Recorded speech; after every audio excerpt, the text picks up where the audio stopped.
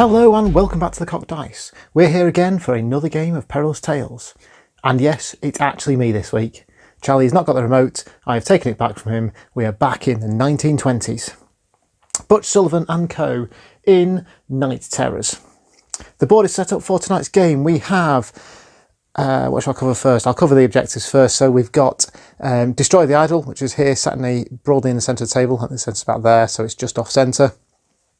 We have Call for Help, Call for Rescue, which is over here. So that's the radio marker that we need to get to obviously in the van to get rescued. And the final mission for tonight, objective for tonight, is Kill the Master. The game setup is the encircling deployment. So we have 3 encounter markers at the back, 3 threat markers at the back here. Then we have the rest of them in a little arc around the centre. Our heroes are set up on the back line over here. Tonight's game is being played with version 3 of the beta rules.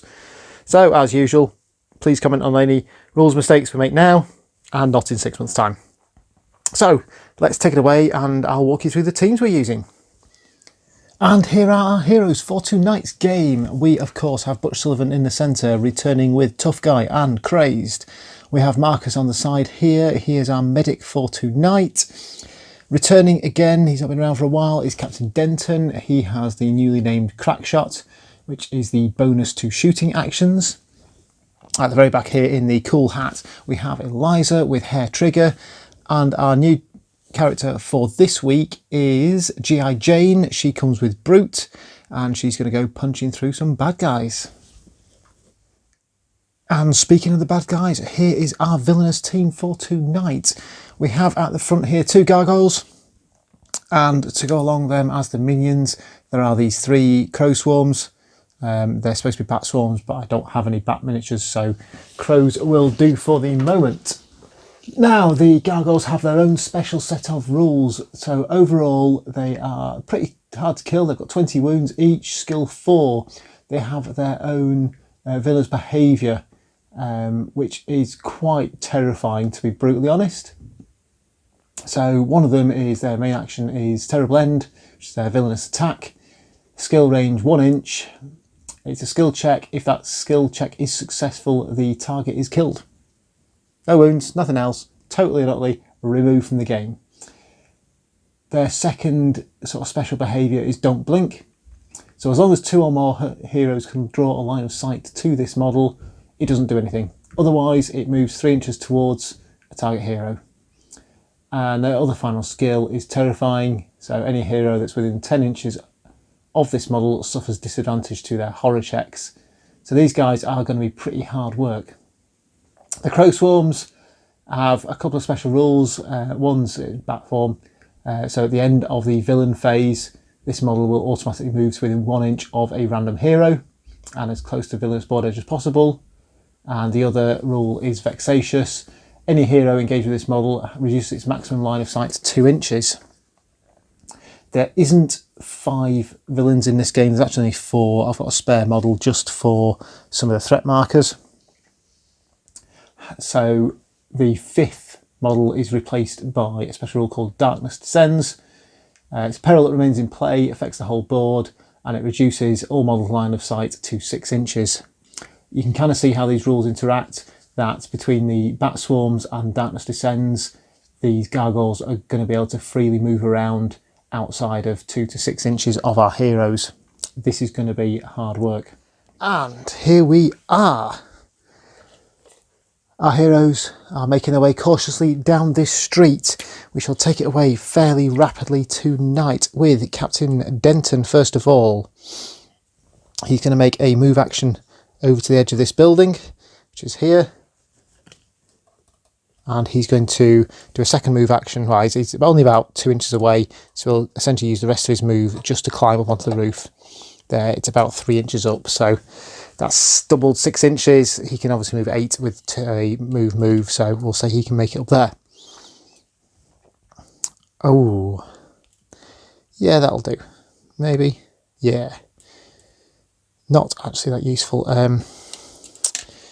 Pretty close, so we don't want to get much closer than this. So Eliza is just going to move up to here and go eyes peeled, staying 6 inches away from that marker there. We'll have Jane here, can cut the centre, again staying 6 inches away from all these threat markers so she can come fairly centrally up the table. She'll go eyes peeled as well. Marcus the medic will do the same. And Butch wants to get to the point where he's within 6 inches of 2, if he can.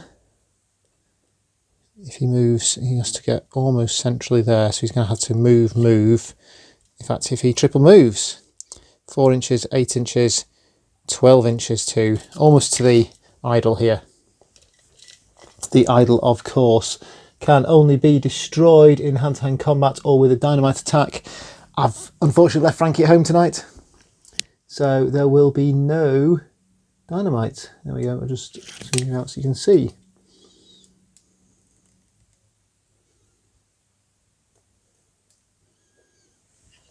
So Butch is... Oh, I've just realised. Oh, no. Butch has just triggered 5 threat markers. I wasn't supposed to go that far. I was supposed to stop a little earlier. That was foolish. All right, let's roll with it. Let's roll with it. This will be fun. So we'll turn over this one first. We have number 2. Number 2 is one of our 2 gargoyles. Now these guys do not get placed in ambush, they get placed in place of the threat marker, so he will start out there. And that is a very unfortunately placed model because it can only be seen by Butch himself. Next up, we'll move this one on the side here. That is number 1. That is our other gargoyle. Handily, that is in line of sight of a couple of people.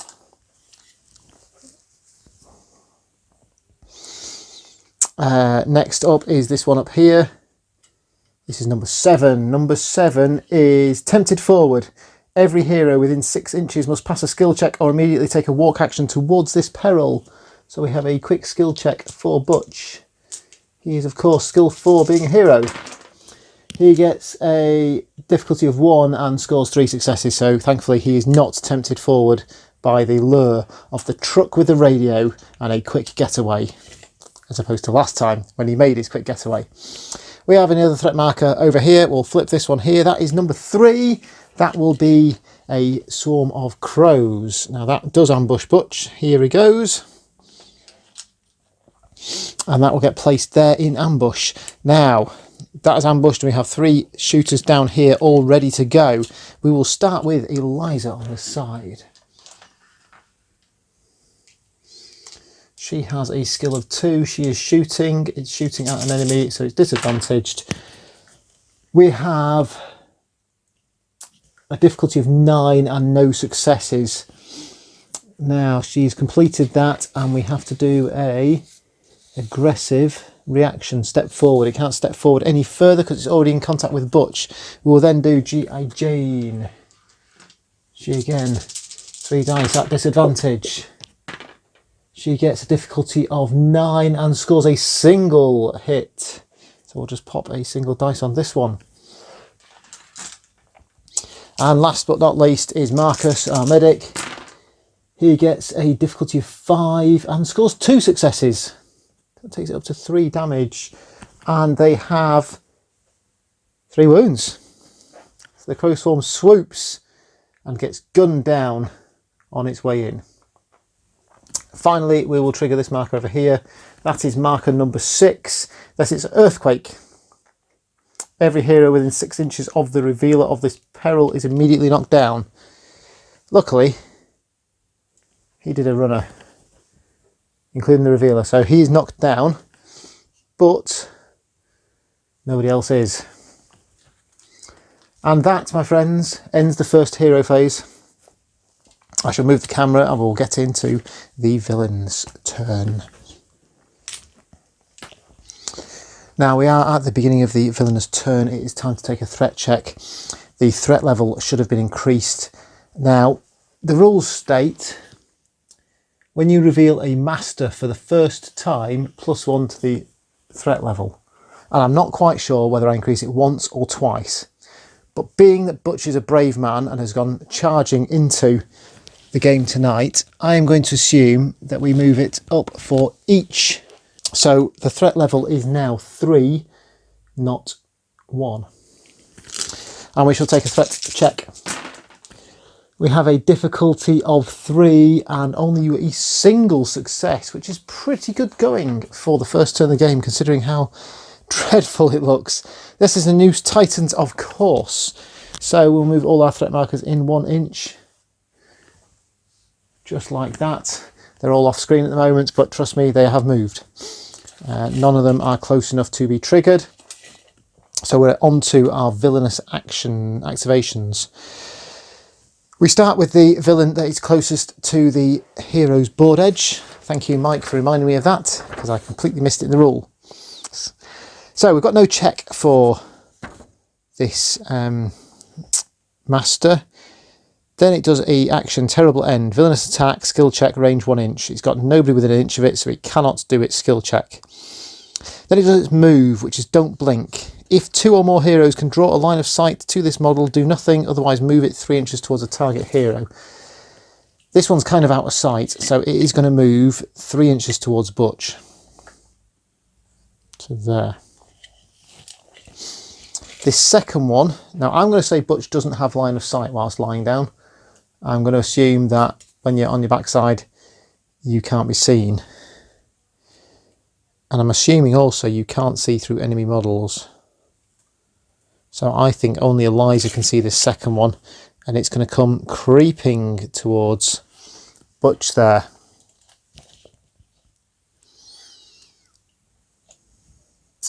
And that is the end of their turn. They've got no other actions to make. They've got no ranged attacks. They are just getting closer and closer to Butch. We shall return to our heroes. So for our first hero activation of the night, we're going to kick off with Marcus down here. He's going to start drilling some shots into this front gargoyle over here. What is their reaction? After a hero takes a walk action, this model immediately does the don't blink action. So we're pretty good. We're pretty good here. Actually, I could do with getting in a second one.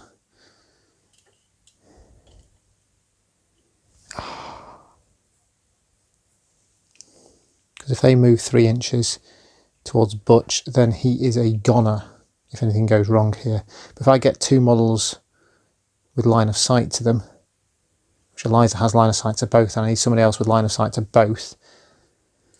Actually, Marcus can see them both now. Actually, now they've moved, I've got line of sight to both, so they will do the don't blink. Okay, yeah. So the first action is going to be Marcus. He's going to drill this front one here. He's got 3 dice skill check. He rolls a 2 for his difficulty. It's a shooting attack, so that's a minimum difficulty of 5, and he scores no successes. Next up, he shoots again. He gets a difficulty of 4, increased to 5, but he does score 2 successes and 1 critical success for 4 damage.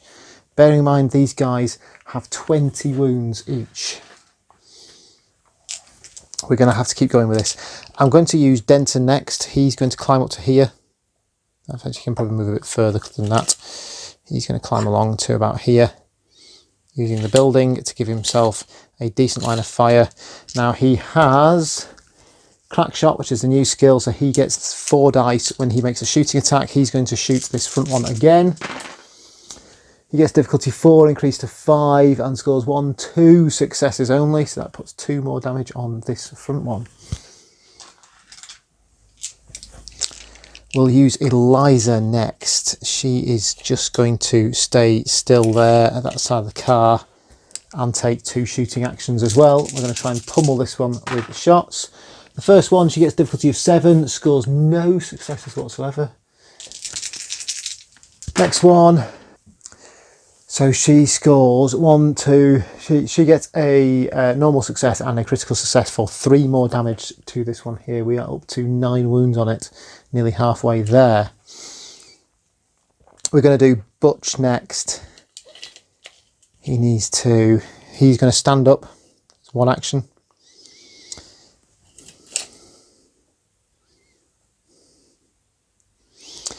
As his second action, he's going to give this idol a bit of a smacking, because we need to take this down, start racking some victory points up.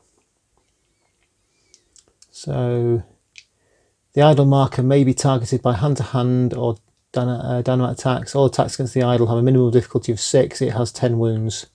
After it's destroyed and is removed from play. Oh, hang on. If I hit it, I increase the threat level by 2, so I might have to skip around this a little bit. In actual fact, he's going to stand up. He's going to blaze away with 2 shots at this one here, because he has plenty of dice for this. It's a 5 dice attack. He gets, oh, come on, Butch, difficulty 8 and scores a single success, taking it up to 10 damage, halfway there, and he will shoot again. He gets a difficulty of 7 this time. It scores a 7, a 9 and a 10 for 4 more damage. So that takes that up to 12, 14. 6 more damage and it goes down. That is his 3 actions. Finally, Jane is going to take an action. She is going to move 4 inches to about there. Is within 6 of both. And I hope, beyond all hope, that this works. She's going to do a taunt action. So, skill check, range 6 inches, minimum difficulty equal to the target's skill, which is only 4. And if she is successful, she becomes the target when they do their moves, if they do their moves. So, just to make sure Butch is safe. So she gets a difficulty of 5 and scores a 7. She yells and screams and makes quite a scene, and the gargoyles will head over to her. So moving swiftly on, we will move along to the villainous turn. Now the threat level is up to 4. I forgot to mention it moved to 4 previously. So we shall roll our 4 dice and our advantaged threat check dice, and we get a 4 and a 5. We've got 5 members of the team left still. So it's difficulty 5. We get 2 successes there. That is the Noose Titans again. So we'll move that one in, we'll move this one in an inch, we'll move this one in an inch. And I'm just going to check. Butch, that is just outside 6 inches of Butch, so we are still good to go. And then we apply threatening overtures and take the threat level up to 5. I need to get this threat level down quickly. So we will return to the gargoyles as their villainous activations. So this first gargoyle, it cannot do its terrible end action. It's got nobody within an inch. Don't blink. If 2 or more heroes, I've got 5 heroes staring at this one, it can't move. So it stays right there. This one is much the same. So that's okay. So neither of these gargoyles can do any sort of action at the moment. I'm only really going to get scuppered if I trigger the Darkness Descends, or if I get another swarm of crows, which I might well get from this marker down here as it sneaks onto the board in a moment. So that's another villainous phase done. We shall return in a moment with our heroes. We're going to return swiftly with our heroes, and Denton is going to take the lead from his rooftop position. He is going to blaze away on this forward gargoyle down here. He has 2 attack dice, +1 for shooting, +1 for his skill. First shooting attack. He gets difficulty of 7 and scores a 7 and a 10 for 3 more damage. That takes it up to 17. And he'll continue to blaze away with his grease gun, Tommy gun, whatever it is. Oh, so close. He rolls a difficulty of 8, but does get a 10 for 2 more damage. So that is on 19 points of damage. That's pretty good. We like that. Jane will go next. She is going to try and taunt this one. Taunt them both, actually. Do I have to taunt each of them? whenever the target villain, I think I probably actually have to target one of them. So she's actually going to target this one over here. She gets difficulty 8 but scores an 8. So she's successfully taunted this one over here. She'll then make a shooting attack against this front one. She gets a difficulty of 6 and scores no successes. I really need to take this first one out now. Marcus, he's going to take a pot shot at it. He gets difficulty 5, which is good, and scores a single success. So our medic guns down this first gargoyle. And this other one is focused on Jane, so that's good. I think Marcus is going to make a move action next. He'll move 4 inches up there. And before I forget, because that is a master down, I reduce the threat level by 2 down to a threat level of 3. Eliza is up next. Now she can see past friendly models, so she's going to blast away at this gargoyle over here. And starts putting some hurt on that as well. So she starts with difficulty of 7 and does a 9 and a 7, so that's 2 damage on it. I'm going to find a 2 on this dice, here we go. And we'll fire again. Keep the action fast and furious tonight. Oh, she shoots wide. Gunshots echoing through the night, but no damage caused. Finally, we have our hero Butch. Now, he is just outside 6 inches away from this marker. It's just hiding on this side of this fan here. So first of all, he's going to make a move action.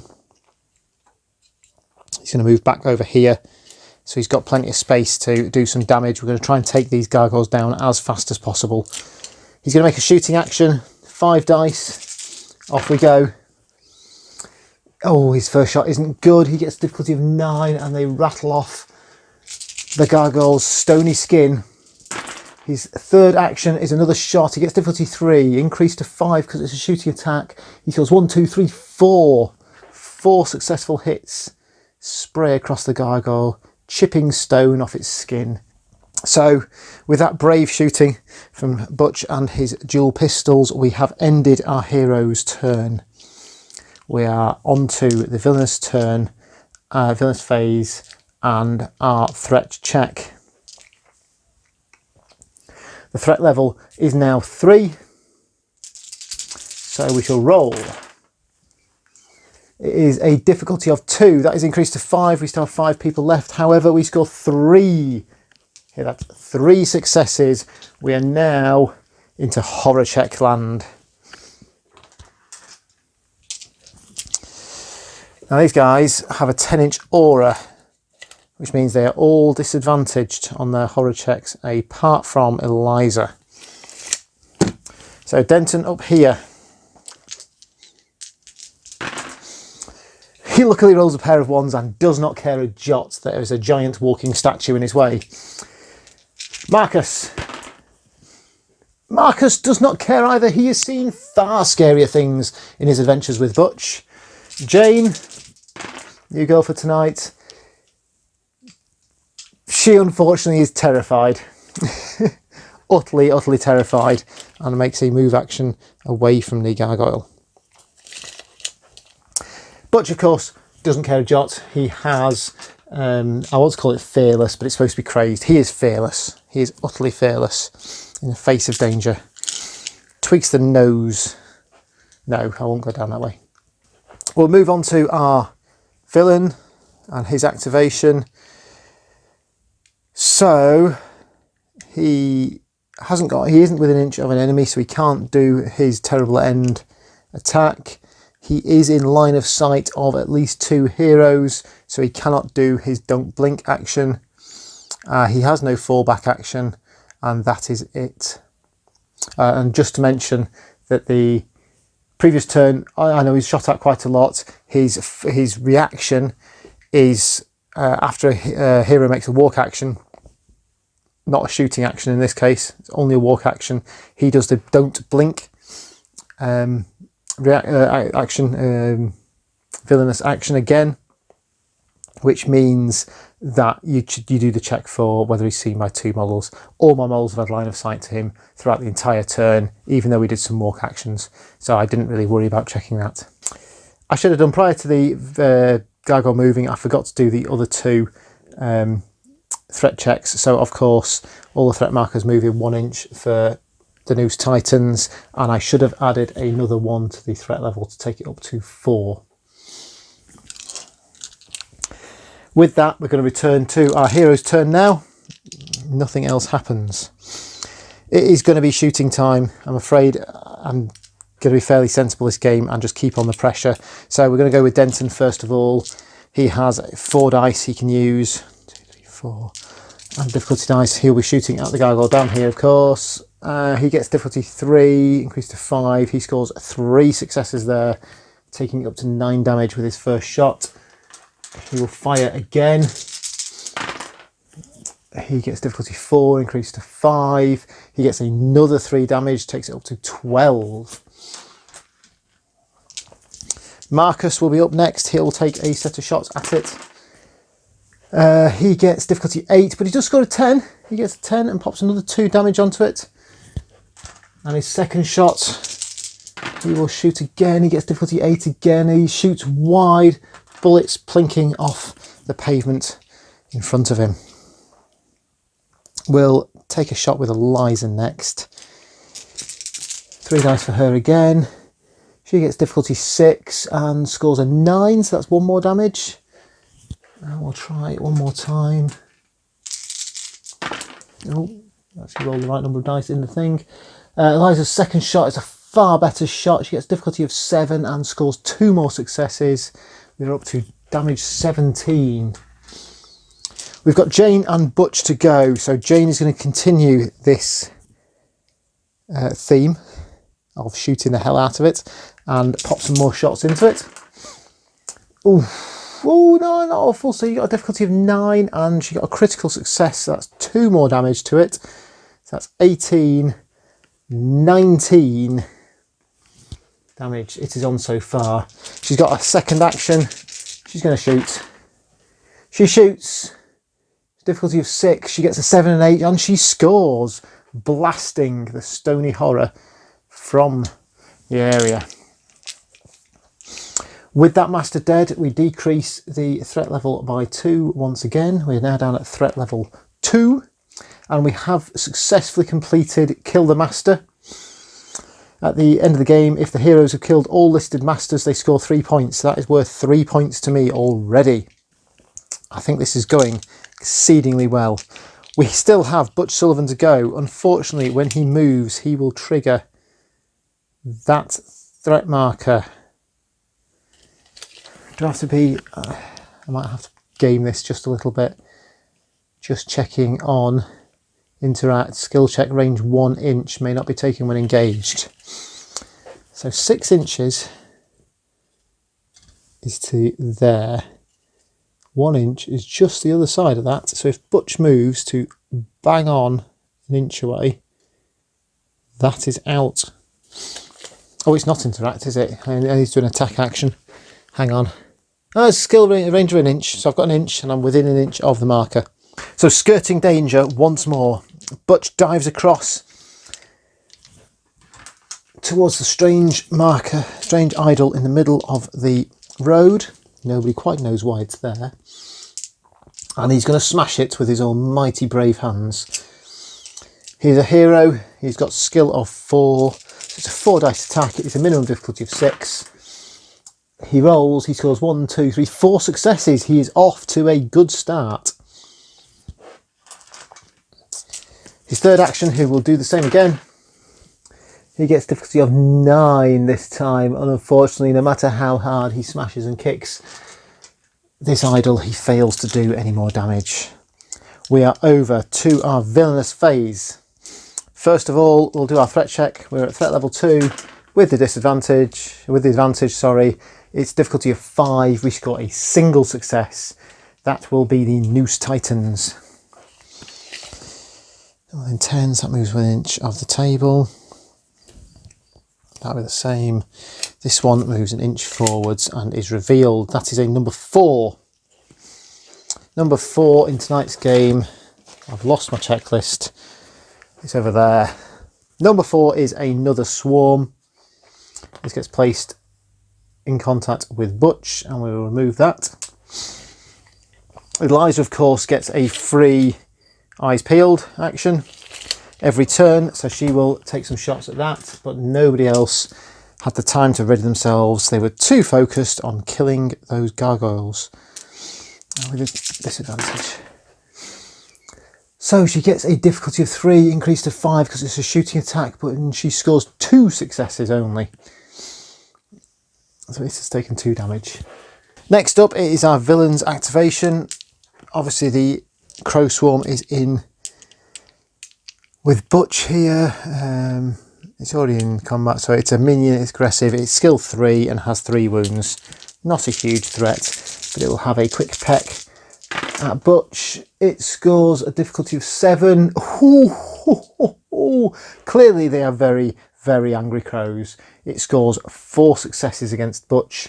Now he ignores the first one because of Tough Guy, but he takes 3 damage. That there ends our villain's turn. We shall return. Oh, and sorry, got ahead of myself again. I didn't do threatening overtures. That increases the threat level to 3.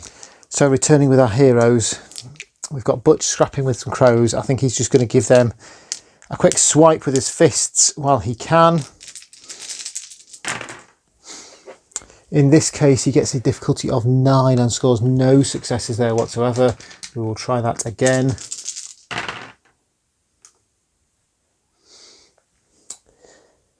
Second attempt, he gets difficulty 6, scores a single success and manages to swat the final crow from the sky, leaving him free for his third action to attack the idol once again. Against the idol, it's difficulty of 7, wasn't it? No, difficulty of 6. So we score a 9 and a 6, so that is 2 more damage onto it. It is up to 6 damage. That's Butch done. Got the rest of the team to go now. Denton's going to move to the end and go on eyes peeled. Marcus can't quite make it. Marcus will move up once. 4 inches here. He will eyes peeled as well. Eliza can move up twice, staying 6 inches away from this other threat marker over here. 8 inches? No, it's not quite. She can get to there. And Jane will come sprinting over this side to 8 inches there. Just out of 6 of this marker. So our heroes are gathering at the centre of the table. We'll return to the villainous phase. It is threat level 3. We'll make a threat check. The difficulty there is 5. We score 2 successes. So this is the Noose Titans once again. I think we're good. That one's just over 7 inches away, so it will move an inch towards Jane. And this one is also just over 7 inches away. So it will move an inch in, and we have a turn of breathing space. With no villainous characters on the table at the moment, we'll return to our heroes. They are off again. We're going to start with Butch, of course, and he is going to give the idol an absolute smacking. His first strike, he rolls difficulty of 5, it's increased to 6. He gets 1, 2, 3, 4 damage on it. Butch takes out the marker in one go. That will score us 3 more victory points. Next up, we've got Call for Rescue. If a hero successfully interacts with the radio marker, a rescue has been called. Spawn 2 minions exactly 5 inches away from a random hero and as close to Villainous board edge as possible. Note the current threat level. When it reaches 4 higher than the noted value or 10, the game ends. If we're alive at the end of the game, we score 1 point. That seems pretty easy. I think Eliza... Oh, sorry, Denton.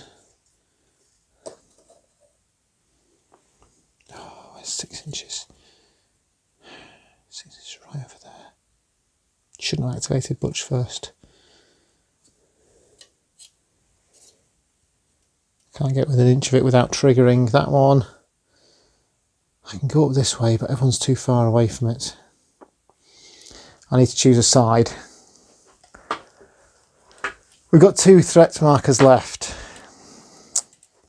I think Eliza is going to do a run into the middle. So she's going to get to stay 6 inches away from that one. No, she'll stick down here. She's 6 inches away. Yeah, she's just going to be sat down here somewhere, 6 inches away from that marker, 6 inches away from that one. But she can make an easy step up next time and interact with it. Jane, Butch will come here. Oh no, Butch can't go there because he's there. Denton's just going to go on eyes peeled.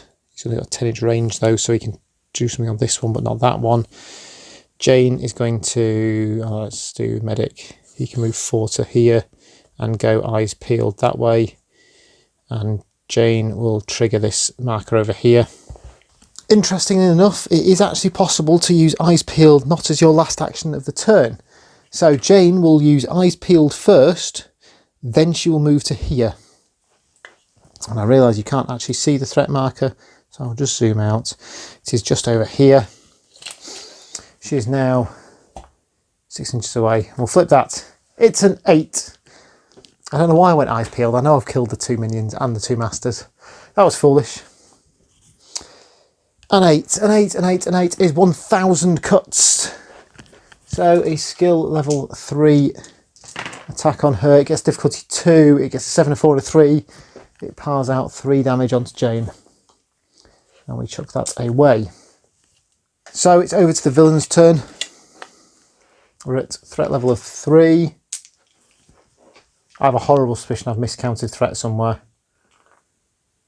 Okay, I'm pretty sure we're on threat level 3 before with the noose tie-ins. I think we're on threat level 4 now. So we'll take a threat check. It is difficulty of 5. That is 1, 2 successes. We are still on the noose titans. That will move this one in an inch and flip it. That is a 5. Blackness descends. This peril remains in play and affects the whole board. All models' maximum line of sight is now 6 inches. So that's fine. I'll just pop it up there. It doesn't particularly matter because most of the bad guys are dead. And unfortunately, the rules have changed very slightly around ending the game. We've successfully killed the master, we've destroyed the idol, we just need to call for rescue now. This will spawn a couple more minions. I don't expect them to be particularly difficult to deal with. So I think Denton's going to jump down there for 1 action and go on eyes peeled. Butch is going to, in fact he may as well do the radio, he's going to move and interact. I suspect he's actually attempting to hotwire the engine of this vehicle, get it started and get the gang out of there. He rolls for difficulty, he gets difficulty of 3, he scores a 3 and a 9. We've successfully triggered the radio. The threat level is currently 4, when it gets to threat level 8 the game ends. We then spawn 2 minions exactly 5 inches away from a random hero. So we should go 1, 2, 3, 4, 5. I can't count. I'll do that again. 1, 2, 3, 4, 5, 6, 7, 8, 9, 10. 1, 2. It's Butch. 5 inches away from Butch towards the board edge. There we go. And and for the second one, 8. 1, 2, 3, 4, 5, 6, 7, 8. 5 inches away from Jane here, flapping into sight on the top of that building there. Let's get rid of these things. So Eliza was on eye. Oh, actually, we had like people on eyes peeled. Oh no, Eliza gets a free eyes peeled, so she gets a shot anyway. She gets a difficulty of 10, unfortunately, and fails that shot. It then triggers aggressive reaction, which I think is moved towards them. Just going to check that. Aggressive step forward, moves. This model has any hero in range, line of sight, is for an attack. Do nothing, otherwise move it 1 inch towards a hero. Nearest hero, let's move it 1 inch. Let's move it down here. It's not quite that far forward, but it will do.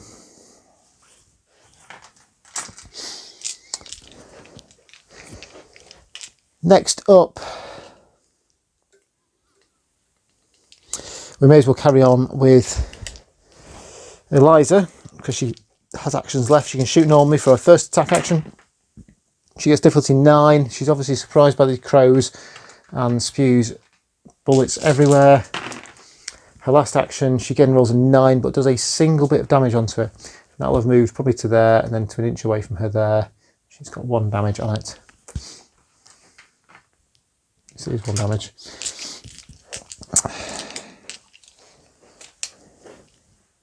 I think Jane is going to move to it and smack it 1. Now, if you remember correctly, Jane here is a brute, so she has skill 2. She adds 3 to her skill level. She smacks it. She rolls a 4 for difficulty. It is only skill 3, I believe. Skill 3. So she scores 1, 2, 3 successes and kills this crow swarm there. With Marcus and Denton to go, so Marcus will move 4 inches around here. He will shoot at the crows down there. 1, 2, 3, 4, 3. He rolls difficulty of 2, increased to 5. It's a shooting attack, scores 3 attacks and kills that set of crows there. Denton moves up. I think with that, I've essentially got 3 more turns of rolling for threat checks. At best, I'm going to get a minion appearing, which will be a set of crows, and as you've seen there, this team deals with that with very, very little problem. So I think we're going to end the game there. For those of you who noticed, we've got these pretty shiny new threat markers and tokens in the game today. These have been provided to us by Tabletop Battlezone. If you check in the description below, you will find a link to their store and you can go and pick up some yourself, along with all the other cool stuff that they sell. For now, we shall return to our game and count up the victory points for tonight's game. So, we start with our leader is alive at the end of the game. 1 point. Don't turn the iPad on its side, it makes it hard to read. We didn't lose a single teammate this week. It takes us to 2. We have successfully called for the rescue because I think we're going to survive 4 more turns with very few problems there. That gives us a further 3 points, taking us to 5. We have destroyed the idol, which takes us to 8. And we have killed the master, which takes us to 11. And with 11 points, we score, I think, for only the 2nd time in all of my games of Perilous Tales, a truly heroic performance. As always here at Cocked Dice, we are truly grateful for you joining us again tonight. Thank you for watching. Please like this video, comment below and subscribe to the channel to keep up to date with all the latest news and videos we post. We will see you again for another tale next week. Good night.